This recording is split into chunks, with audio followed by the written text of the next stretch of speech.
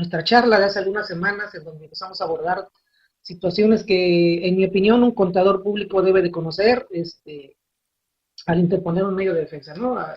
Como lo mencioné en aquella ocasión, pues los contadores somos los que a los que generalmente acude el contribuyente, tal como por aquí en la plática que daba hace un momento Juan Carlos, alguien comentó de que pues, el contador es el confidente, es al que acude el contribuyente para todo tipo de situación, ¿no? Entonces, evidentemente, cuando tiene un problema fiscal con la autoridad, sea el SAT, el IMSS, el Infonavit o cualquier otra, pues acuden con el contador de manera inicial, ¿no? Para que los oriente e incluso pues con idea de que solucione el problema, ¿no? Y a veces, como creo que también lo mencioné la vez anterior, a veces los contadores somos un tanto empíricos, nos aventamos, o sea, no decimos que no. Nosotros vemos cómo conseguimos, si no conocemos el tema o tenemos dudas, pues para eso están los amigos, para eso están estos foros, para eso están Afinet y demás foros que existen actualmente, y en donde nunca faltará alguien que nos pueda apoyar, ¿no? Con las dudas que tenemos en cuanto a la presentación de algún medio de defensa, e incluso si tenemos dudas en la estructura, pues nunca faltará alguien que nos apoye con algún modelito por ahí y que nos pueda servir de guía y orientación, ¿no? Entonces, de una u otra forma, nosotros los contadores vamos adelante, ¿no? Presentamos nuestros medios de defensa, sea que sepamos, conozcamos o no conozcamos y no tengamos demasiada experiencia, ¿no? Pero la idea de esta serie de charlas que inicié, repito, hace unas semanas, es de que todos los contadores pues incrementemos nuestro conocimiento y no estemos tan supeditados a los modelos o a lo que los amigos nos digan, que luego a veces no siempre es así, ¿no? Lamentablemente, ¿no? A veces sí hay quien nos apoye, a veces no ocurre y es cuando tenemos los problemas, ¿no? Entonces, estamos viendo o vimos en aquella ocasión aspectos básicos, así le denominé la charla aquella vez, algo así como aspectos básicos que todo contador debe conocer, y abordamos lo relativo a las diferentes calificaciones que se le pueden dar a los argumentos. No sé si ustedes recuerdan, quienes me acompañaron en aquella ocasión, y ahora, el día de hoy, pues siguiendo con esa temática de aspectos básicos que todos los contadores debemos de conocer al interponer un medio de defensa, he considerado oportuno abordar el tema de los terceros interesados en un medio de defensa que interpone un contribuyente, ¿no? Porque de entrada uno podría pensar, pues el único interesado en un medio de defensa, pues es el propio contribuyente y la autoridad a la que demandas, ¿no? Ellos son los interesados principales, ¿no? No puede haber alguien más, ¿no? Sin embargo, sí es posible que un tercero ajeno a esa relación, si el SAT me determinó un crédito fiscal a la empresa El Patito S.A., uno podría pensar, pues, a lo único que le interesa el asunto es al Patito y al SAT, ¿no? Y no a alguien más. Sin embargo, esto no es así. Puede haber, como mencioné hace un instante, terceros que puedan estar interesados en la resolución de ese juicio, ¿no? De esa controversia que está entre ese contribuyente y el SAT por ese tema en particular, ¿no? Tercero que puede estar interesado, ¿por qué? No por motivos de curiosidad o de chisme o de que porque yo tengo un caso parecido o similar a ese que está peleando a aquella empresa, entonces por eso me interesa, por eso es que soy un tercero interesado. No es en ese sentido, ¿no? El tercero interesado para estos casos es aquella persona que puede ser afectada, por decirlo así, con la resolución que se le dé a esa controversia, y que por lo tanto se vuelve parte en el juicio. De hecho, la Ley Federal del Procedimiento Contencioso Administrativo, que es la que regula el juicio de nulidad, o el juicio contencioso, como ustedes lo quieren denominar, pues lo contempla, ¿no? Como parte del juicio, ¿no? En el artículo donde hace referencia a las partes en un juicio, hace referencia al demandado, al demandante y al tercero interesado, ¿no? Pero siempre y cuando ese tercero interesado cumpla con una característica o condición particular, que es que tenga un interés contrario al demandante, o sea, que a él lo que le interese es que el que está presentando la demanda la pierda, o sea, que permanezca la resolución o el acto emitido por la autoridad. Ese es el interés del tercero. No es que el tercero tenga interés en que el contribuyente gane el juicio o le den la razón. Él es contrario al contribuyente que está presentando la demanda. Su interés va en contra del interés que tiene el contribuyente al presentar la demanda. Lo usual que podemos encontrar en este tipo de situaciones pues son los trabajadores. Ese es el tercero interesado clásico, por así llamarlo, en un juicio fiscal, ¿no? El trabajador, el contribuyente que está presentando la demanda. Evidentemente no en todos los casos, no en todos los casos en que una empresa o un contribuyente presente una demanda de carácter fiscal, el tercero interesado será el trabajador porque a él le repercuta la resolución de ese juicio, no en todos los casos, porque si lo que el contribuyente está reclamando o peleando es la imposición de una multa por no presentar un aviso o no presentar una declaración en particular, pues al trabajador le da lo mismo si el patrón o la empresa pierde el juicio, lo gana, porque el que el patrón al final se determine que debió haber pagado la multa o que no era procedente el pago de la multa, pues al trabajador le es totalmente ajeno, no le afecta en nada al trabajador esa resolución, ¿no? Por ese caso en particular.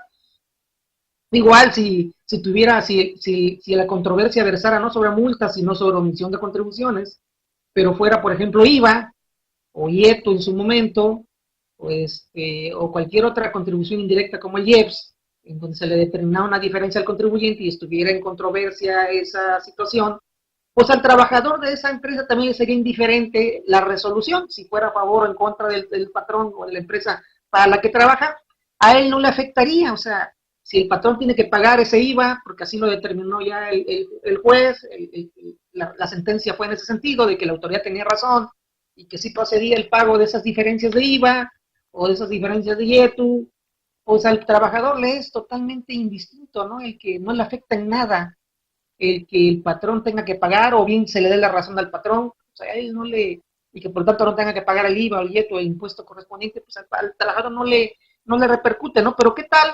¿O qué ocurre cuando la autoridad en sus facultades de comprobación determina una diferencia en la base de ISR porque elimina o determina que ciertas deducciones que aplicó el patrón o la empresa en el ejercicio fueron indebidas y entonces en la revisión las vota y dice esto no es deducible y por lo tanto la base de impuestos es mayor?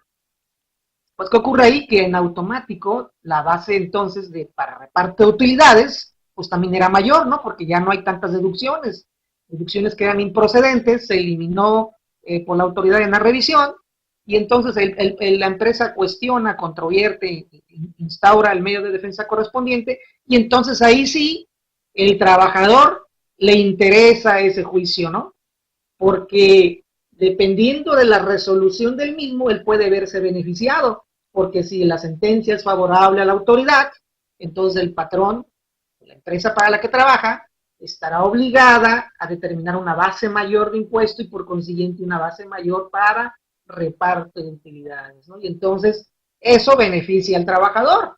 Entonces el trabajador o los trabajadores de ese contribuyente tienen un interés en ese juicio porque pueden ser afectados por la resolución que se dé en la misma, ¿no? Y entonces tienen un interés aquí en este caso a favor del patrón o de la autoridad. Pues a favor de la autoridad, evidentemente, ¿no? El trabajador lo que va a desear, lo que va a querer es de que el acto permanezca, que la resolución en la que se determinó una diferencia en la base gravable permanezca, es decir, que la sentencia del tribunal sea a favor de la autoridad y no a favor del patrón, porque si fuera a favor del patrón, pues él ya no va a poder cobrar algo adicional, ¿no? Ya no va a haber una cantidad adicional de reparto de utilidades. Entonces, lo que le interesa es de que la sentencia o la resolución emitida por la autoridad permanezca. Entonces tiene un interés contrario al demandante, es decir, al contribuyente que está alegando o controvirtiendo la resolución en donde se le determinó un crédito por una diferencia de impuestos sobre la renta, ¿no? O la disminución de la base gravable respectiva, ¿no? Entonces, ese es un tercero interesado, ¿no? Un ejemplo de cuando un tercero que no tiene nada que ver, al SAT no lo está revisando a él, es un tercero el que revisaron, le determinaron un crédito, pero derivado de ese juicio, de ese crédito que determinó la autoridad, él puede tener, en este caso, un beneficio, en el caso de los trabajadores, o incluso puede tener una responsabilidad, ¿no? Porque también puede ser el caso de otro ejemplo de un tercero interesado en un juicio de un contribuyente con una autoridad fiscal, pues podrían ser los responsables solidarios, ¿no? Aquellas personas a las que las exposiciones fiscales les atribuyen responsabilidad solidaria, ¿no? Entonces, también está interesado en que la sentencia sea en un sentido definido particular, porque de ser así, a él ya no sería perjudicado, ¿no? cosa contraria que si se da en sentido contrario, en el cual a él se le fincaría entonces posiblemente una responsabilidad solidaria, si es que se le da la razón al contribuyente, en el sentido de que, pues, oye, pues había responsables solidarios en esta operación, y por lo tanto, si yo no cubrí la obligación en su momento, tú tenías que haber ido con el responsable solidario, ¿no? Y entonces cobrarle a él, ¿no? Entonces, eso hace, repito, que a ese tercero, a esa persona que a la que la ley le impuse o le establece una responsabilidad solidaria, pues igual sea un tercero interesado en la resolución de este juicio, ¿no? De esta demanda de nulidad o demanda de amparo, si es que fuera el caso, instaurado por el contribuyente, ¿no? Entonces, los terceros interesados pueden ser varios, perdón, aunque los clásicos, repito, pues son los trabajadores, creo que son los que en la práctica podemos encontrar de manera más frecuente esta situación, ¿no? Entonces, pero los terceros pueden ser X, entonces esto lo tenemos que determinar nosotros, es decir, porque de acuerdo, o sea, nosotros me refiero a la persona que instaura el medio de defensa, ya que el tercero, como dije hace un rato, es parte en el juicio según la Ley Federal del Procedimiento Contencioso Administrativo, y también lo señala también asimismo la ley de amparo correspondiente, ¿no? Y al ser parte en el juicio, el magistrado o el juez, ¿cómo carajos va a saber si hay un tercero interesado en esta controversia? Se la tenemos que dar a conocer nosotros, o sea, el que interpone el medio de defensa debe de darle a conocer al tribunal quiénes son los terceros interesados en esta controversia, ¿no? Entonces, de esta forma, el incorporar en nuestra demanda el nombre y domicilio de los terceros interesados se convierte en un requisito indispensable para la procedencia de nuestra demanda.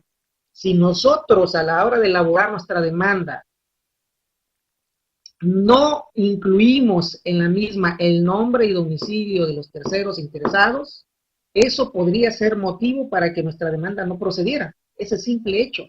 Aunque, como vamos a ver en un momento, las disposiciones legales, tanto la ley de amparo como la ley federal del procedimiento contencioso administrativo, establecen, sobre todo la ley federal del procedimiento contencioso administrativo, que es la que regula el juicio de nulidad, establece que no todos los requisitos que se establecen en una demanda, ante su omisión, trae la consecuencia inmediata y automática del rechazo por improcedente de la demanda, sino que ciertos requisitos que omite la persona que la presenta pueden ser subsanados a requerimiento del magistrado cuando detecta la omisión respectiva. Y nos da un plazo que es de 5 días.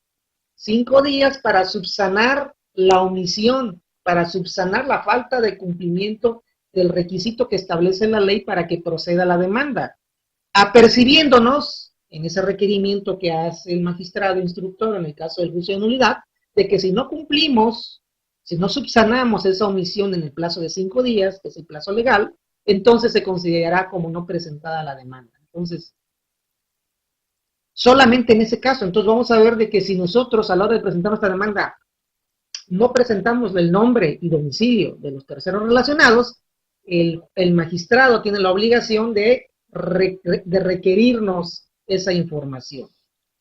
Ahora, ¿cómo va a saber el juez que hay un tercero relacionado de entrada, interesado, perdón, cómo lo sabe al presentar nuestra demanda? Quizá de lo que nosotros argumentemos y de las pruebas que presentemos, pues el juez no pueda determinar, el magistrado, perdón, no pueda determinar la existencia de ese tercero interesado, y si nuestra demanda la dejamos en blanco, o sea, no relacionamos nombre y domicilio y no hacemos ningún señalamiento al respecto, pues el juez, el magistrado, perdón, ¿cómo va a determinar la existencia del mismo? En la práctica, yo he visto que cuando se han dejado en blanco esto, o sea, cuando no se pone nada, en nuestra demanda llega el requerimiento, en el sentido de que, hey, te faltó poner nombre y domicilio de los terceros interesados. Y entonces hay que escribir, cuando no lo hay, o cuando no, porque hay dos situaciones. Puede haber que no lo haya, o puede ser que el contribuyente que presenta la demanda desconozca la existencia del tercero interesado. Y entonces no es obligatorio el que yo forzosamente deba de conocer en este momento que estoy presentando la demanda, el conocer el nombre y el domicilio de los terceros interesados. A lo mejor no sé si hay un tercero interesado, entonces es conveniente que en nuestra demanda presentemos, pongamos el apartado respectivo de terceros interesados para así cumplir con el requisito que establece la Ley Federal del Procedimiento Contencioso Administrativo y señalar ahí de que en este momento que se presenta la demanda se desconoce la existencia de un tercero interesado. Y con eso cumplimos el requisito, porque, repito, en la práctica ya viste, cuando no le ponemos nada, a veces ha llegado el requerimiento donde te dicen ahí, te faltó poner esto, y ya tenemos que contestar, pues justamente esto, ¿no? Es que en este momento desconocemos el nombre, si existe algún tercero interesado, ¿no? Y contestas y ya con eso se solventa el requisito y procede la demanda, ¿no? Pero yo desde que aquella vez, hace ya algunos años que recuerdo que esto pasó, yo acostumbro, si no conocemos si hay un tercero interesado en esta demanda, es poner tercero interesado y luego poner la leyendita esa de que en este momento se desconoce la existencia, ¿no? Evidentemente, si en el transcurso del proceso que tiene el juicio respectivo, se llega a conocer de la existencia de algún tercero interesado, el procedimiento legal señala que es el magistrado instructor el que deberá de requerir al demandante para que proporcione la información respectiva. O sea, lo debe de requerir otorgándole el plazo que ya hemos comentado de 5 días, ¿ok? Si no ocurriera así, si simple y sencillamente el magistrado detectara la existencia de terceros interesados y que el demandante, el contribuyente al presentar su demanda no lo relacionó y simplemente desecha la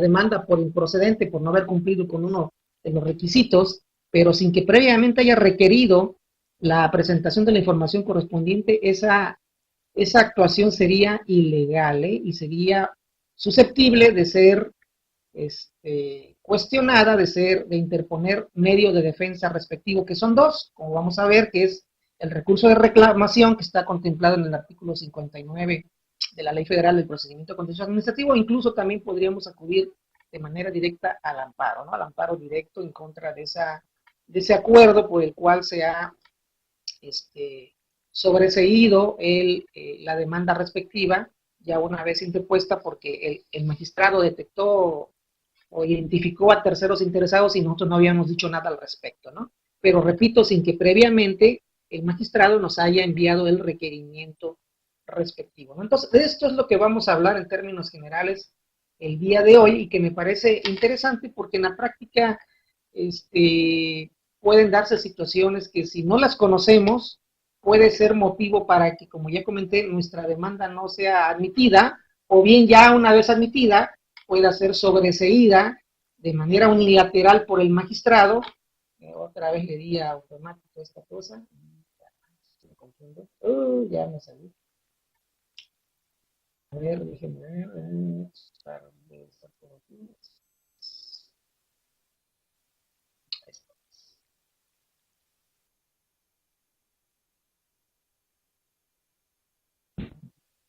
Siempre me confunden estas flechas, no sé por qué.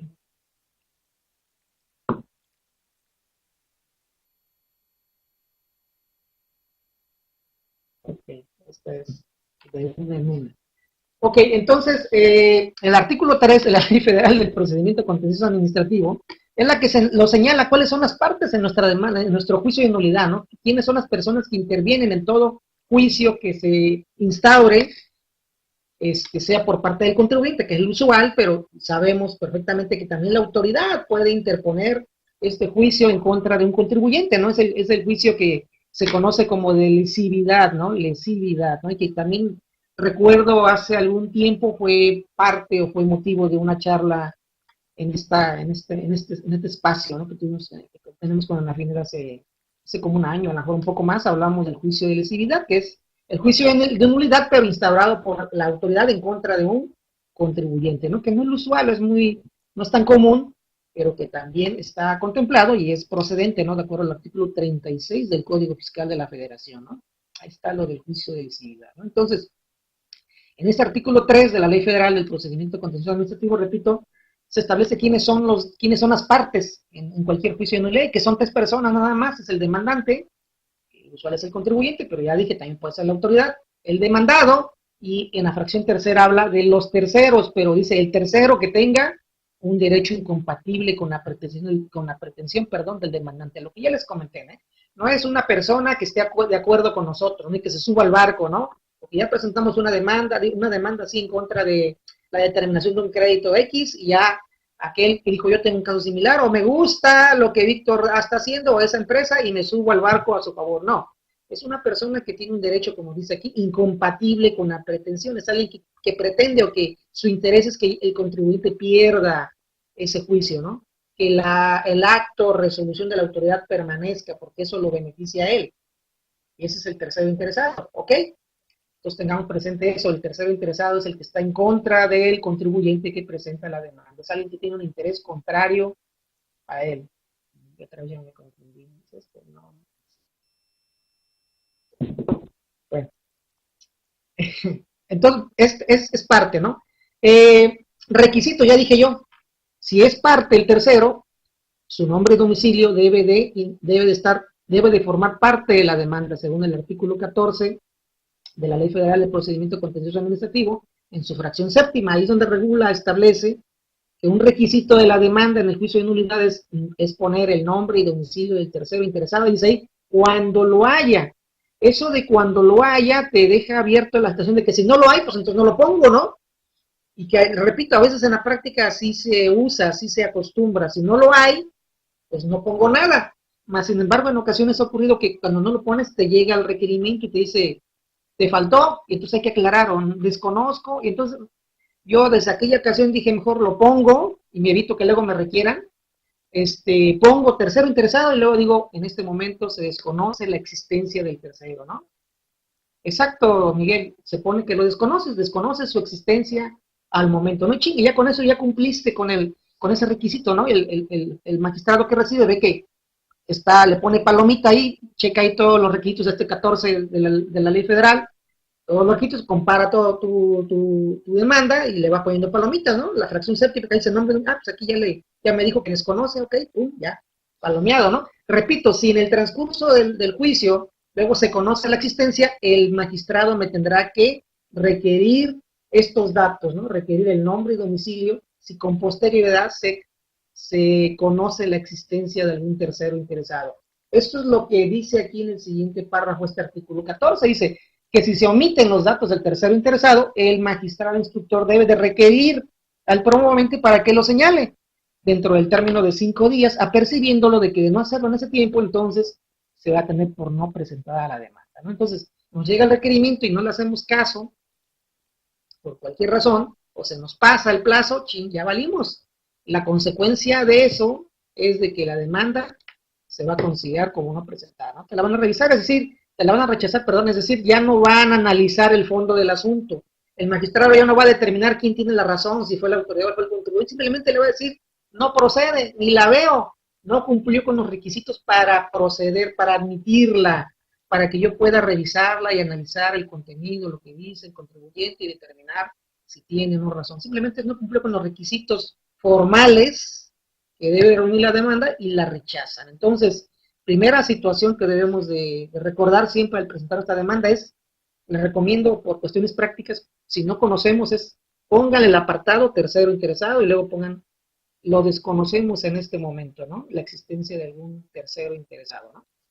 Pero si sí los conocemos, es cuestión de relacionar el nombre. En el caso, por ejemplo, de decía hace un rato, los trabajadores que pueden ser terceros interesados en nuestra demanda, porque incluso hay créditos fiscales en donde de lleno la autoridad determina una diferencia en el reparto de utilidades, ¿no? Hay revisiones enfocadas a este aspecto y donde determinan que la base de utilidades fue mayor a la que nosotros en su momento declaramos, ¿no? Entonces, en ese caso es necesario relacionar el nombre del domicilio de los trabajadores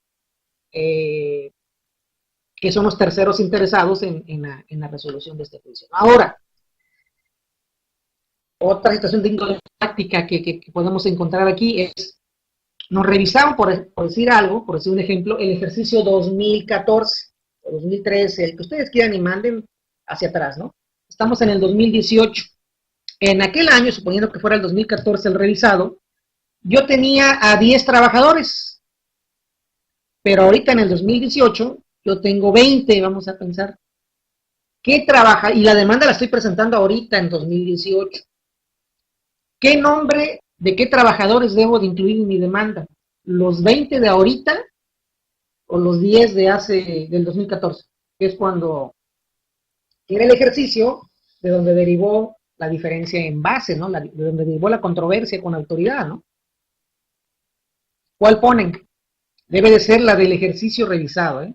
Deben de poner los nombres y domicilios de los trabajadores que teníamos o que tenía el contribuyente en el ejercicio revisado, que es donde derivó la diferencia en base de impuestos. Porque ellos son los que se beneficiarían, no los actuales. Los actuales no tienen nada que estar, bueno, a menos que sean trabajadores que vengan de esa época, ¿no? Pero trabajadores que no trabajaron en ese tiempo, que se incorporaron a nuestra empresa después del 2014, pues a ellos esa posible diferencia en reparto de utilidades a ellos no les afectaría, a menos, recuerden ustedes que cuando un trabajador no cobra su reparto de utilidades, pues no por eso ya el patrón se libra de la obligación de repartir esa lana, ¿no? Sino que la tiene que acumular a la base o a la base que va a repartir en ejercicios posteriores y repartir ya el acumulado a los trabajadores de ese ejercicio, ¿no? Entonces, quizá los de este año se verían beneficiados si es que una vez perdiendo el juicio el patrón y determinarse ya de manera firme esa diferencia en reparto de utilidades, se haga el comunicado respectivo y no se presenten algunos o todos de aquellos trabajadores del 2014 a cobrar esa diferencia y por lo tanto prescriba su derecho a cobrarlo y por lo tanto entonces tengamos que repartirlo a los que estén actualmente, ¿no? Solamente es la única forma en que el trabajador actual pues se vería beneficiado, ¿no? Pero de entrada no lo es. Entonces, ante esta situación, repito, es relacionar nombre y domicilio de los trabajadores que teníamos en el ejercicio de revisión, no los actuales, ¿ok? Ahora, otra situación también práctica. ¿Qué pasa si de esos 10 trabajadores que yo tenía en el 2005 solo relaciono 5 por las razones que ustedes quieran?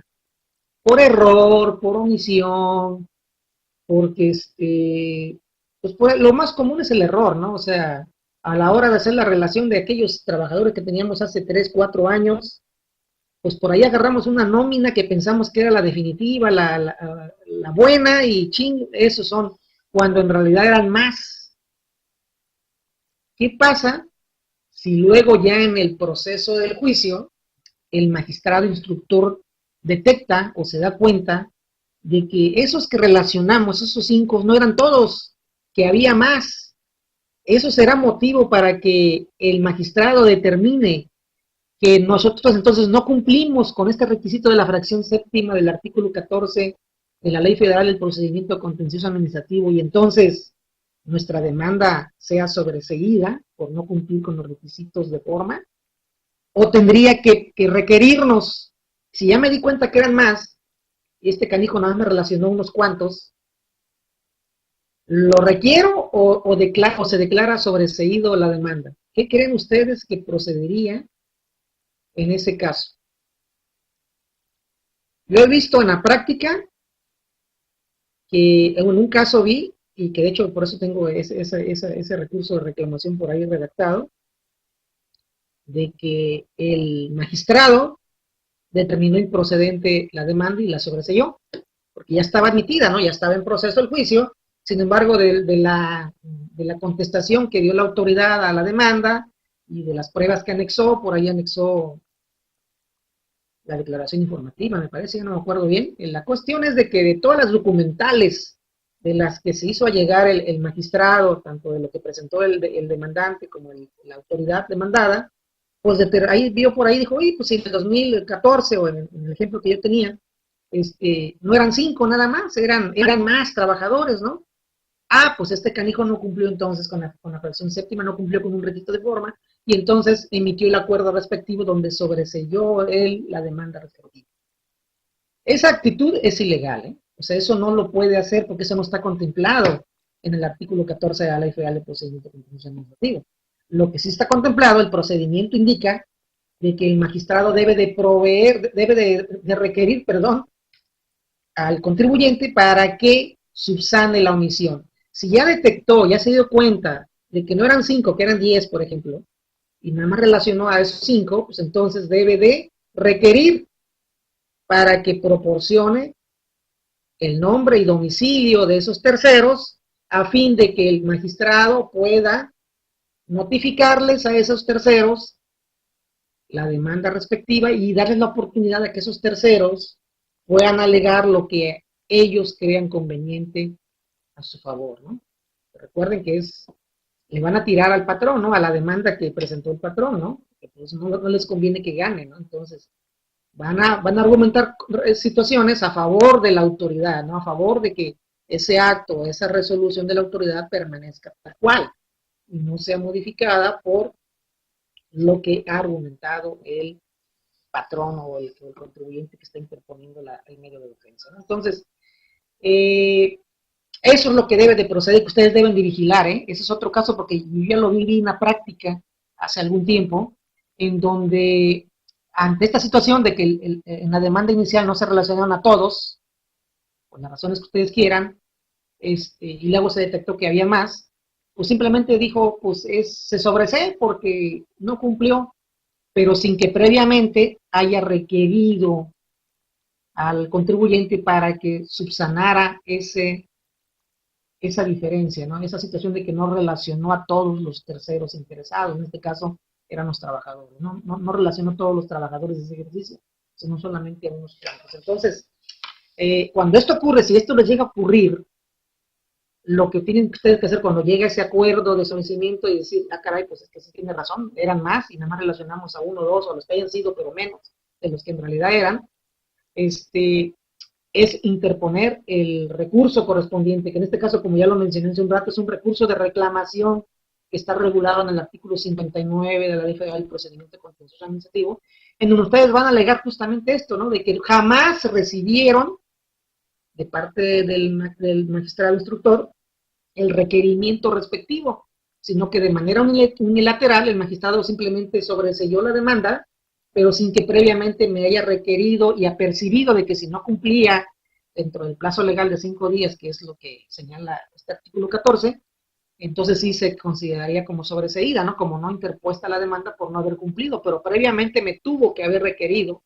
si es que él detectó que había más terceros interesados, ¿no? Entonces, tengan presente esto, ¿no? De que si nosotros señalamos a menos personas como tercero interesado, eso no es motivo de entrada en automático, inmediato, para que la demanda sea rechazada, no admitida o sobreseída, si es que ya había sido admitida previamente, ¿no? Entonces, en este caso en particular, pues a través de ese recurso fue como se cambió, se dejó sin efecto el acuerdo de sobreseimiento y nos dieron la razón, ¿no? al contribuyente y el juicio siguió su trámite, ¿no? Pero otra alternativa que se pudo haber ocurrido en ese momento, en lugar del recurso de reclamación, que es con el mismo tribunal, es pues, presentar una demanda de amparo directo por ello, ¿no? Ante un tribunal colegiado y ahí honestamente nunca, por esta situación en particular, nunca he tramitado un amparo, pero yo supongo que igual se le debe de conceder al contribuyente, ya que, repito, pues es evidente la violación al procedimiento que se hace en ese caso y que, repito, puede darse, ¿no? Entonces, por eso se los comento, ¿no? Que si les llega a ocurrir no por eso ya está todo perdido, hay dos vías, y la primera es con la misma sala, que es el de recurso de reclamación, y que en mi caso particular ha funcionado en este caso en particular cuando se emitió, y otro más por ahí que también ahí fue porque según, ahí no fue que se haya admitido, ahí no se admitió la demanda porque se consideró que había sido presentada ya de manera extemporánea, no fuera del plazo legal que se tiene para presentar la demanda. Entonces, ahí me acuerdo que aquella vez fue porque se presentó a través de correo, y entonces ellos consideraron allá en la sala la fecha en que la recibieron y no la fecha desde que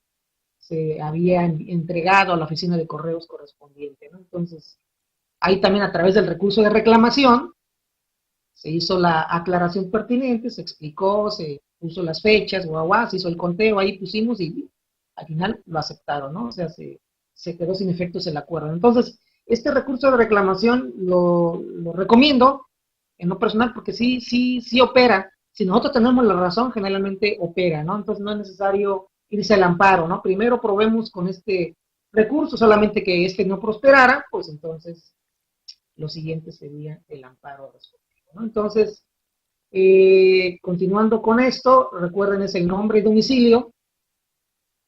¿Qué pasa si, pues decimos, hace 4 años el trabajador vivía en tal domicilio, que es el que tenemos en nuestra base de datos en la empresa, pero qué pasa si actualmente cuando estamos presentando la demanda, recuerden que el objetivo de que nosotros relacionemos el nombre y domicilio de este tercero interesado en nuestro juicio es para que el magistrado le turne una copia de la demanda y darle la oportunidad a esos terceros de que también aleguen lo que ellos consideren oportuno.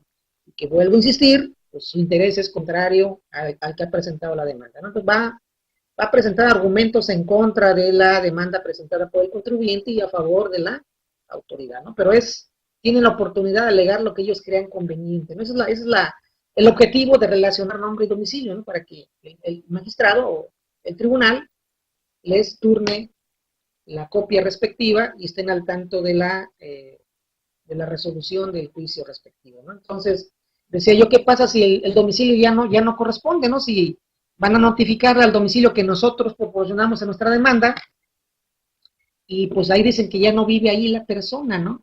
Entonces dice este artículo 14, prevé la situación y dice que en ese caso el demandante, su única obligación del demandante, es decir, del que presenta la demanda respectiva, es la de proporcionar el domicilio que yo conozco, ¿no? Que yo tengo en mi base de datos. Ya si tú no lo encuentras, pues ya eso ya no te van a obligar a ti a de que, oye, ¿sabes qué que no lo encontré?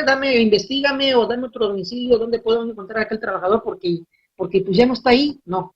Entonces dice aquí la disposición que en este caso, decía yo, la obligación del demandante es únicamente de proporcionar al tribunal la información suficiente, dice ahí, para proceder a su primera búsqueda, que sería pues el domicilio que yo di, ¿no? Esa es la primera búsqueda, esa es mi obligación nada más, de que tú vayas a ese lugar que yo te dije, esa es tu primera búsqueda. Si no lo encuentras, pues ya no vengas otra vez conmigo a decirme, oye, ya no lo encontré, dame otro, pues eso ya no es asunto mío. La ley contempla que en esos casos, cuando no se localiza a la persona, a ese tercero interesado en el domicilio proporcionado, entonces se tiene que seguir las reglas que prevé el Código Federal de Procedimientos Civiles.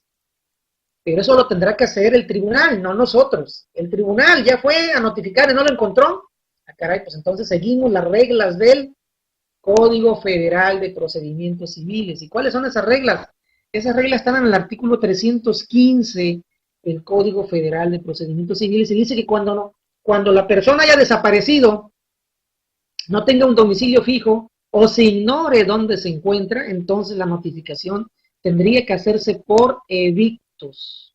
Así es como debe de proceder el tribunal si no localiza a un tercero en el domicilio que nosotros le proporcionamos. Debe de notificarlo por edictos, publicándolo, dice aquí, en el diario oficial y en uno de los periódicos de mayor circulación en la República, haciéndole saber que debe de presentarse dentro del término de 30 días, contados a partir del día siguiente al de la última publicación, ya que esta publicación no es solo una vez, como dice ahí, se publicarán por 3 veces, dice, de 7 en 7 días. O sea, no es nada más que en una sola ocasión salga publicado esto en el diario oficial y en un periódico de amplia circulación nacional, sino que debe de haber varias publicaciones y que al término de la última de ellas, la persona tiene 30 días para presentarse. Y además de esto, dice aquí en el segundo párrafo de este artículo 315, se va a fijar en la puerta del tribunal una copia de la resolución por todo el tiempo del emplazamiento, no todo el tiempo que dure el emplazamiento al tercero interesado. Ahí en la puerta del tribunal, perdón, va a encontrar una copia de la resolución al juicio respectivo, ¿no? Ok, entonces esto es lo que corresponde a la Ley Federal del Procedimiento Contencioso Administrativo, que ya vimos ahí el fundamento para que lo tengan, donde dice que el tercero es parte del juicio y donde dice que es una obligación, o es un requisito, perdón, de poner en nuestra demanda el nombre y domicilio del tercero. Ahora, si lo que nosotros estamos interponiendo es una demanda de amparo, es lo mismo. Lo único que cambia es evidentemente el fundamento legal de esto, ¿no? El artículo 5 de la ley de amparo es donde dice que el tercero interesado es parte del juicio de amparo. Aquí las partes son 4, ven que en el procedimiento, en el juicio de nulidad, perdón, nada más son 3. Acá el quejoso, la autoridad responsable, el tercero interesado y además el Ministerio Público Federal es parte en el juicio de amparo. Entonces también en un amparo hay terceros interesados que son parte y de los cuales como un requisito de procedibilidad, perdón, de la demanda correspondiente es el que se incorpore su nombre y domicilio de esos terceros interesados en el cuerpo de la demanda, ¿no? En este mismo artículo 5 de la ley de amparo, antes de ver esto, señala quiénes pueden ser terceros interesados. Y aquí, como ven, remarcado en rojo para el caso que nos interesa, es aquella persona que tenga un interés jurídico en que subsista el acto reclamado. Es igual que en el juicio de nulidad, ¿no? Es un tercero, una persona que tiene interés en que el contribuyente que está presentando la demanda de amparo la pierda, ¿no? Su interés es que subsista el acto reclamado, ¿no? Es lo que interesa, ¿no? Y acá dice en el inciso B, tratándose de persona extraña al procedimiento, es un tercero interesado la que tenga interés contrario al del quejoso. O sea, se recalca en lo mismo, ¿no? Es alguien que lo que le interesa es que el acto reclamado permanezca, ¿no? Y que el juicio lo pierda el contribuyente, ¿no? Ya que ese es su interés en el mismo, ¿no? ¿Dónde se señala que es un requisito de la demanda el poner el nombre y domicilio de los terceros interesados? Pues si es un amparo indirecto lo que estamos tramitando, está en la fracción segunda del 108 de la ley de amparo, y si es un amparo directo, está en la fracción también segunda del artículo 175 de la ley de amparo, ¿no? Ahí es donde dice el nombre y domicilio del tercero interesado, y en la fracción segunda del 108 nos lo amplía un poco más o regula un poquito más esta situación cuando dice, y si no los conoce, o sea, si no conocemos el nombre y el domicilio, dice manifestarlo así bajo protesta de decir verdad. Lo que decíamos también para el caso del juicio de nulidad, ¿no? De que si no los conocemos, pues mejor ponerlo, ¿no? Es decir, desconocemos la existencia de un tercero interesado en este momento, ¿no? En el amparo indirecto, pues ahí está la fracción segunda, ¿no? El nombre y domicilio como un requisito de la demanda, ¿no? Eso lo tenemos que poner en nuestra demanda, que en el cuerpo es un requisito formal, ¿no? De forma, y que ya decíamos, de que si lo omitimos, la consecuencia no es inmediata y automática de que ya no proceda nuestra demanda. Recuerden, el magistrado, en el caso del juicio de nulidad, o aquí en este caso, en nuestra demanda de amparo, el artículo 114, para el caso de la demanda de amparo indirecto, establece que cuando se hubiera omitido alguno de los requisitos que establece el 108 de esta ley, que ya vimos que es donde están incluido ahí el de poner el nombre y domicilio de los terceros, entonces dice aquí, se debe de requerir al demandante o al promovente para que subsane la omisión correspondiente, dice aquí, dentro del plazo de 5 días, apercibiendo lo que si no lo hace en ese plazo, entonces la demanda se tendrá por no presentar. Es lo que dice la parte final de esta lámina y que está en este artículo 114 de la ley de amparo, ¿no? Entonces, en amparo es lo mismo que en nulidad, como vemos. Siempre, si se nos olvida presentar el nombre y domicilio o lo presentamos incompleto y luego el órgano respectivo se da cuenta de que había más terceros, no puede él así en automático decir, entonces no cumple con el requisito y es improcedente la demanda, se rechaza. No, siempre tiene el procedimiento legal, tiene que requerir al contribuyente para que subsane la omisión. Y si no lo hace, como ya lo hemos comentado, nosotros tenemos los medios de defensa, que es el recurso de reclamación o el amparo correspondiente para ello, y que han funcionado. Decía yo, el recurso de reclamación en experiencia personal ha funcionado, ¿no? En ese aspecto, ¿no? Y en el caso del amparo directo, el 180 es el que regula lo que hemos comentado, ¿no? Que es de que en el caso de que no cumplamos con los requisitos, entre ellos el de poner o señalar el nombre y domicilio de los terceros interesados, entonces es por procedimiento, el juez en este caso debe de señalar un plazo, requerir al promovente para que en un plazo de 5 días subsane esa omisión, ¿no? Apercibiéndolo de que si no lo subsana en ese plazo de 5 días, entonces ahí sí ya se tendrá por no presentada la demanda, ¿no? Pero solo en este caso debe de existir esta, este requerimiento previo, no es así unilateral por parte de ellos el rechazarla si es que no se tiene ese dato, ¿ok? Si no se proporciona ese dato. Ahora, ya vimos que si no se cumple con ese requisito de proporcionar el nombre y domicilio del tercero, la consecuencia es de que se tenga por no presentada la demanda, si es que lo estamos presentando a ver, o que incluso ya admitida se sobresea el mismo por no cumplir con ese requisito, ¿no? Algunos han interpuesto juicios en contra de esto, argumentando que es una medida, exagerada el hecho de dar por, el hecho de rechazar la demanda y no analizar el fondo del asunto por el simple hecho de no relacionar a un fulano, a un tercero, ¿no? Que pues no tiene injerencia directa en el juicio, ¿no? Sin embargo, los tribunales han resuelto de que no es desmedida, no es exagerada la medida de considerar a la demanda como no admitida o sobreseída en su caso, porque, como dice aquí, no es una consecuencia inmediata. No es de que si no lo cumpliste ya en automático, pum, vas para atrás tu medio de defensa, no. Sino que previamente te requieren, te avisan, oye, se te olvidó, te faltó esto, Susana, te doy un plazo. Y además, aún así, el hecho, suponiendo que ocurriera esto y de que de manera unilateral dijeran no es procedente tu demanda, este, el contribuyente tiene medios de defensa a su alcance para poder revertir esta situación, ¿no? Lo que mencionábamos, el recurso de reclamación, el amparo en su caso, entonces existen medios para poder revertir la situación y por lo tanto esto hace que esa situación no sea exagerada ni desmedida, ¿no? Sino simplemente es parte de un procedimiento en el cual, con motivo de, esta es la tesis que les mencionaba, que señala lo que ya les comenté hace un rato, sino que esta situación es parte de un proceso que cumple o que intenta cumplir con esto, de que exista un equilibrio procesal y también que exista expeditez en impartición de justicia. ¿Por qué? Porque si nosotros no le damos a conocer al tribunal el nombre del tercero interesado, pues entonces el tercero interesado nunca se enteraría, ¿no? De esto, ¿no? Y no tendría la oportunidad de él alegar lo que crea conveniente a su favor, ¿no? Entonces, ahí se rompería eso que se dice ahí, que se rompería el equilibrio procesal.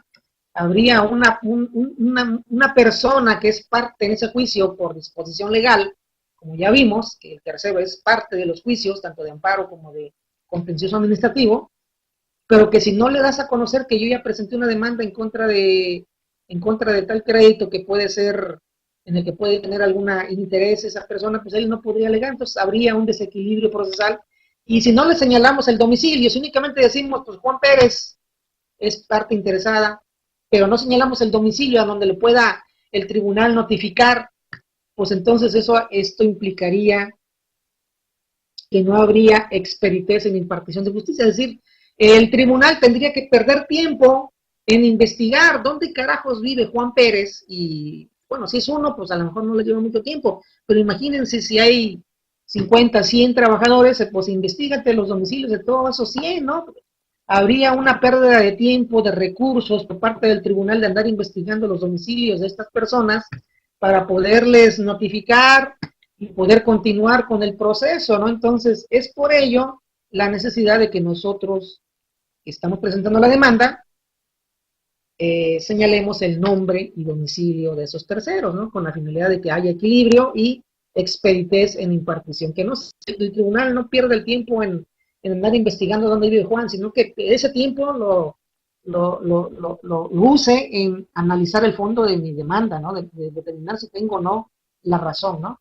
Es por ello la razón de esto, ¿no? Y es esto que está aquí está extraído de esta tesis, que aquí se las pongo nada más como referencia, ¿no? A quiénes relacionar, bueno, esto ya lo comenté, a quiénes relacionar como tercera, me refería yo al asunto de que a los del 2014 en el ejemplo, a los trabajadores que tuve en el ejercicio en donde se determinaba la diferencia de base o a los trabajadores que tengo actualmente cuando estoy presentando la demanda. Ya dije yo que es los trabajadores que del ejercicio de revisión, ¿no? Y si no relaciono a todos los terceros, consecuencias. Ya también lo comenté, que una de las consecuencias es de que se tome como improcedente, si se la estoy presentando apenas, o que se sobresea si ya estaba emitida, o bien que el magistrado notifique, requiera al tercero, digo al demandante, y le otorgue un plazo para que subsane la omisión, ¿no? Y que lo legal, lo que debe de proceder es esto último, ¿no? Si ocurre una de las otras dos, ya repito, insisto, podemos defenderlo y seguramente obtener una solución favorable si es que tenemos la razón, ¿no? Si es que el juez, el magistrado, sea el que sea, en su momento no requirió previamente al demandante, ¿no? Ahora, esta tesis lo único que nos dice es de que si el magistrado, y ya con motivo del proceso del juicio respectivo, determina la existencia de terceros interesados y nosotros no lo relacionamos, a la hora de hacer el requerimiento debe de fundar y motivar adecuadamente la existencia de esos terceros, ¿eh? No nada más decir, hay terceros, sino decir por qué el magistrado considera que hay terceros interesados distintos a los que nosotros señalamos, o incluso si nosotros no dijimos nada, dijimos, pues lo desconocemos, por qué lo hay según él, nos debe de motivar y fundar adecuadamente esto, ¿no? ¿De dónde, de qué documento, de qué elementos se hizo valer el magistrado para determinar la posible existencia de terceros interesados, ¿no? Todo eso debe de venir en el requerimiento que nos haga a nosotros, ¿no? Debe de venir debidamente fundado y motivado. Decirnos, pues por esto, porque la autoridad me mostró tal documento y ahí se ve que hay tantos trabajadores y tú no me relacionaste 5 para ponerme en el ejemplo que yo venía manejando, ¿no? Entonces, lo debe de fundar y motivar, no nada más decir, preséntame la relación porque no lo hiciste y yo creo que hay más. O sea, lo debe de fundar y motivar. Esa también es otra, ¿no? Porque si nada más nos dijera, preséntamela, y si nosotros sin saber, pues caracoles, pues para nosotros no existe, ¿no? O sea, ¿cómo vamos a cumplir con esos requisitos si para nosotros no existe un tercero? Y si el magistrado no me dice de dónde sacó la información, no me lo motiva, no me dice con fundamento en tal disposición y en tal prueba que me ofreció la parte demandada, la autoridad en este caso, ahí determiné que existen tales trabajadores y que son terceros interesados en esta materia, en esta controversia. Pues entonces también puedo decir, pues sí, tiene razón, no es cierto, ahí estaba, ¿no? Yo no me había dado cuenta, no sabía, ya, le respondo, pero si nada me dice así, pues yo, ¿cuál tercero, no? Si yo, para mí no existe, ¿no? Entonces por eso lo debe de motivar y fundamentar el magistrado. Eso también lo tenemos que tener presente cuando si nos llega un requerimiento de ese tipo, ¿no?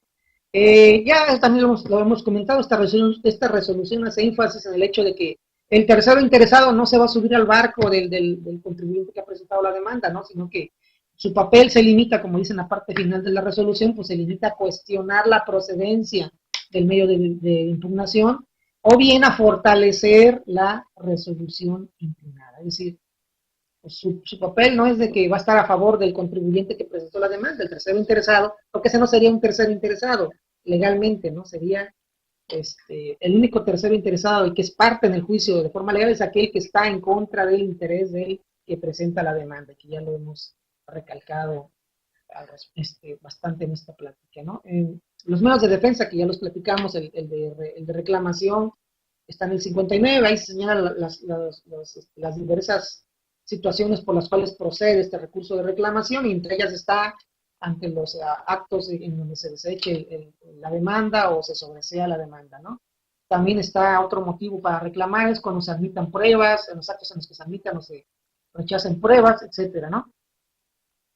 ¿Qué derecho se violaría del contribuyente en el caso de que el magistrado simplemente diga, pues es improcedente tu demanda, o se sobresee la demanda porque había más terceros y no lo relacionaste, ¿no? Sin que previamente me hayan requerido a mí? ¿Qué derechos se violarían? Es lo que ustedes deben hacer valer en ese recurso de reclamación o en ese amparo directo que presenten. Pues que se está violando el derecho de acceso efectivo a la justicia, el derecho al debido proceso y el derecho a la adecuada defensa. ¿Por qué? Porque me están poniendo obstáculos. Cuando el magistrado dice, no me relacionaste a todos los terceros y por lo tanto es improcedente tu demanda o se sobresee la demanda que ya había yo admitido anteriormente, me está poniendo un obstáculo, me está poniendo un impedimento para que yo accese a la justicia, para que yo accese al órgano que va a definir si yo tengo razón o es la autoridad la que tiene la razón en esta controversia que tenemos, ¿no? Entonces, estos son los derechos que se están violando cuando esto ocurre. Me ponen obstáculos y que son obstáculos ilegales, o sea, que no están en una ley, está, porque la actuación del magistrado en este caso violó el procedimiento que ya vimos que está en el artículo 14 de la Ley Federal del Procedimiento Contencioso Administrativo, en relación a de que previamente a decretar la posible sobreseimiento o improcedencia de la demanda, previamente debió haber requerido a la persona para que subsanara el error, ¿no? La omisión. Entonces, como no lo hizo así, como simplemente de manera unilateral lo hizo, entonces viola el procedimiento y por lo tanto me impide a mí accesar a la justicia, a la posibilidad de que alguien analice mis argumentos y me pueda decir, tienes razón, Víctor, o el contribuyente que sea, o no, Víctor, la autoridad es la que tiene la razón. Entonces, esto es lo que se viola y es lo que debemos hacer valer en estos casos, ¿ok? Eso es lo que está en el artículo 17 de la Constitución, segundo párrafo, si mal no recuerdo, y en el 14 también de la Constitución, ¿no? Que son los artículos junto con el 16 de la Constitución que debemos de conocer, porque ahí están básicamente, bueno, hay otros artículos evidentemente, pero hay el primero, evidentemente, es básico, el primero de la Constitución, pero ahí están, son los artículos que usamos más regularmente a la hora de fundamentar todas las violaciones a nuestros derechos en materia fiscal, ¿no? El primero, el 17, el 14, el 16, el octavo, etcétera, ¿no? Son de los...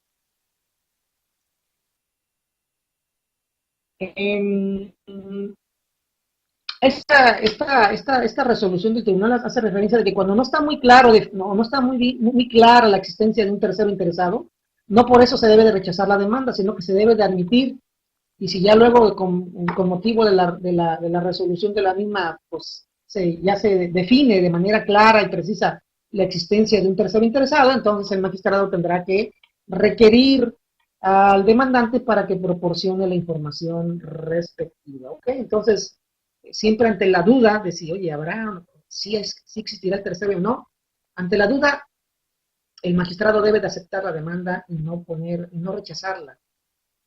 Es aceptarla y ya luego cuando se tenga la certeza, entonces te requiero, oye, ahí te va, de que fíjate que siempre sí. Aquí tengo ya los elementos con los que yo tengo la convicción, la seguridad de que sí existe un tercero y me tienes que relacionar el nombre y domicilio, ¿no? Pero de entrada me debe de aceptar la demanda, ¿no? Esto, ¿qué pasa? En este caso, ¿no? En el caso que les he comentado de que la falta de emplazamiento, dice ahí, es decir, que el magistrado nunca me requirió que yo subsanara el hecho de que no presenté o no relacioné el nombre y domicilio del tercero interesado. Pues es una situación por la cual yo no puedo defender, pero cuando me den la razón, ¿qué pasa? ¿Ya se va a quedar sin efecto todo? Pues no, porque incluso si apenas estamos presentando la demanda, pues todavía ni se analiza el fondo del asunto, ¿no? Simple y sencillamente, como se señala en esta jurisprudencia del Tribunal Federal de Justicia Administrativa, pues es un vicio de procedimiento que lo único que va a ocurrir, que va a ocasionar es que se devuelva a la sala correspondiente el expediente a fin de que se regularice ese procedimiento mediante el emplazamiento correspondiente. Es decir, el tribunal le va a decir a la sala, oye, ¿sabes qué? Que pues tiene razón el contribuyente, primeramente debiste haberle requerido que subsanara la omisión correspondiente y entonces ahí te va otra vez, ¿no? Hazlo. Entonces el tribunal le va a tener que hacer el requerimiento y yo tendré los 5 días para presentar el nombre y domicilio de los terceros.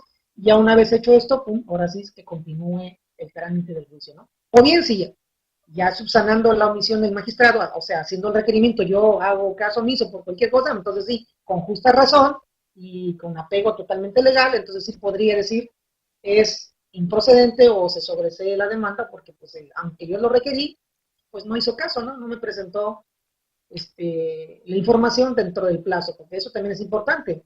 Hay que hacerlo dentro del plazo de los 5 días. Si lo hacemos después de ese plazo, ya, bailamos también, ¿no?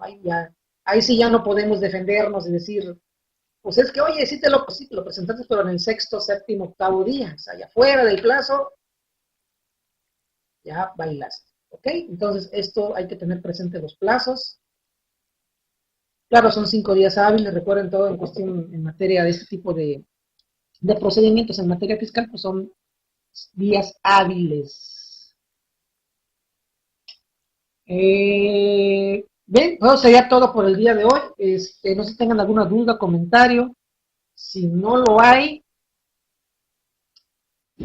pues eso sería todo por mi parte el día de hoy. Les agradezco la verdad su atención. Espero les haya sido útil. Recuerden que siempre lo que trato es incorporar algo de práctica, cuestiones que yo he visto en la práctica que les pueda servir de utilidad en su momento. Evidentemente, yo siempre soy de la idea de que por muy práctico, muy intencionado que yo quiera hacerlo, de que sean cuestiones prácticas, es evidente que es necesario ver la teoría, o sea, porque si yo nada más les digo, pues mira, en este caso yo lo resolví con un recurso de reclamación y ya, lo arreglé, pues dirán, qué bueno, ¿no? Pero si ustedes no conocen los antecedentes, cuando se les presenta el caso, pues se dirán igual, ¿no? O sea, tendrán que acudir, como dije yo, a alguien que haya visto, en cambio, si ahorita creo que espero que les haya sido de utilidad esta plática, cuando presenten su demanda sabrán las diferentes situaciones que se pueden presentar en relación a ese requisito formal de poner el nombre y domicilio de los terceros interesados, ¿no? Por lo menos tendrán más idea de qué hacer o qué puede pasar cuando, ante las diversas situaciones que se pueden presentar en caso, ¿no? De que si me rechazan la demanda o me sobreseen, que porque no lo presenté, que porque me faltaron o porque no lo hice. Bueno, creo que ya aquí traté de cubrir esos aspectos que yo he visto y cómo los he resuelto para que ustedes tengan una idea de qué hacer en su momento, ¿no? Sería todo por hoy. Gracias. Saludos a todos. No hay de qué, no tengo nada que agradecer. Yo también aprendo bastante en estas sesiones y entonces nos veríamos la semana que entra si Dios quiere. Hasta pronto, que estén muy bien.